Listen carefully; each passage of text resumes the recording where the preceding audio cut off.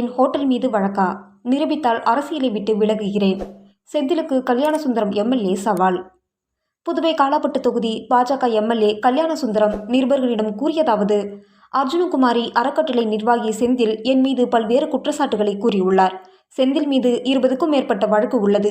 இவர் கடந்த 11ஆம் தேதி கொலை குற்றவாளிகள் உள்ளிட்ட 70 பேருடன் கம்பெனிக்குள் புகுந்து பெண்களை மிரட்டிவிட்டு தற்போது தொகுதி இளைஞர்களுக்கு வேலை கேட்க சென்றதாக கூறுவது பொய். நான் ஆரம்பத்திலிருந்து பாஜகவில் தான் உள்ளேன். 2006இல் பாஜக சார்பில் தேர்தலில் போட்டியிட்டேன். 2011இல் தேர்தலில் முதல்வர் ரங்கசாமி அழைத்ததால் அவரது கட்சியில் போட்டியிட்டு வெற்றி பெற்று அமைச்சராக இருந்தேன். தற்போது மீண்டும் தாய் கட்சிக்கு வந்துவிட்டேன். கடந்த 2016இல் சுயேட்சையாக போட்டியிட்ட என்னிடம் செந்தில் சமுதாய பேரியக்கம் பெயரை கூறி பணம் கேட்டார்.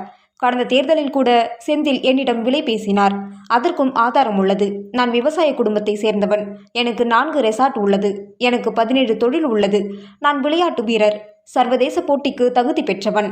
நான் 10ஆம் வகுப்பு தோல்வி அடைந்ததும் புதுச்சேரி 100 அடி சாலையில் ஆட்டோமொபைல்ஸ் தொழில் தொடங்கினேன். எனது கடையை முதல்வர் தான் திறந்து வைத்தார். நான் அரசியலுக்கு வரும்போது எனது கடையில் ரூபாய் 5 கோடிக்கு பொருட்கள் இருந்தது. நான் வாங்கிய கிங்ஸ் பார்க் ஹோட்டலில் ஏதாவது வழக்கு இருக்கிறது என்பதை நிரூபித்தால் அரசியலை விட்டே செல்கிறேன். செந்திலால் கூற முடியாது.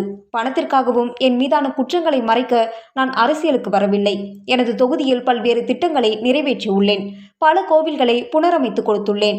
வரும் தேர்தல் களத்திற்கு அவர் வரட்டும், பார்த்து கொள்கிறேன். அவர் என்ன ஓட்டு வாங்குகிறார் என்பதை பார்ப்போம். சார்லஸ் மார்ட்டின் பாஜகவில் பொறுப்பில் இருந்தவர். நண்பர் என்ற முறையில் அவரை சந்திக்கிறேன். ஜெகத் ரட்சகன் எனது உறவினர். அதனால் அவரிடம் எப்போதும் போல் பழகி வருகிறேன்.